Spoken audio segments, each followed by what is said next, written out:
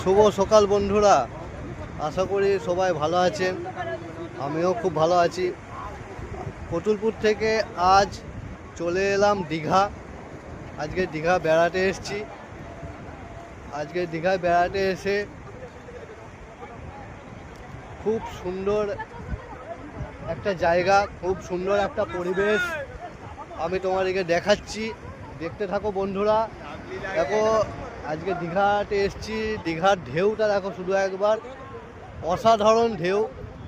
কত মানুষ আকাশে সূর্য উঠেছে, ঠিক আছে। আর এইদিকে প্রচুর মানুষ আসছে, এখনো এসেই চলেছে বহু মানুষ এই দীঘাতে এসেছি।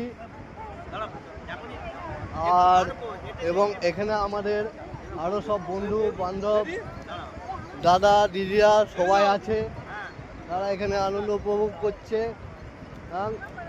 এখানে এসছি আমাদের কাকাবাবু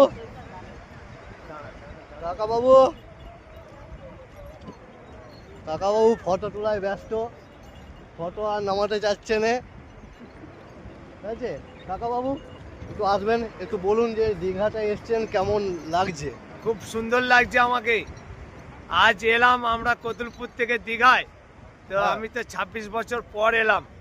তো দীঘায় যে এত সুন্দর হয়েছে, তো খুব মন ভরে যাচ্ছে। সঙ্গে আমার একটা আত্মীয় আছে, উনিও এসছে আমার সঙ্গে। তো দীঘা কেমন লাগছে আপনি বলেন? ভালো লাগছে, খুব ভালো লাগছে বলছে, খুবই সুন্দর লাগছে। তো দীঘা খুব খুব সুন্দর, খুব ভালো লাগছে। হ্যাঁ, আরে সুব্রত আছে, সুব্রত আপনি কিছু বলুন। তো বন্ধুরা, তো আজ চলে এসেছি দীঘা ঘুরতে।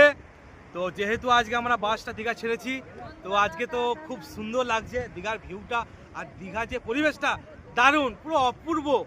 তো বন্ধুরা, তোমরা আনন্দ ফুর্তি যদি করতে চাও তো চলে এসো। আমরা তো ভিডিও বানাচ্ছি, এখানে রিলস বানাচ্ছি, তো আপনারাও চলে আসুন, ঠিক আছে। আমরা একসঙ্গে ভিডিও করব।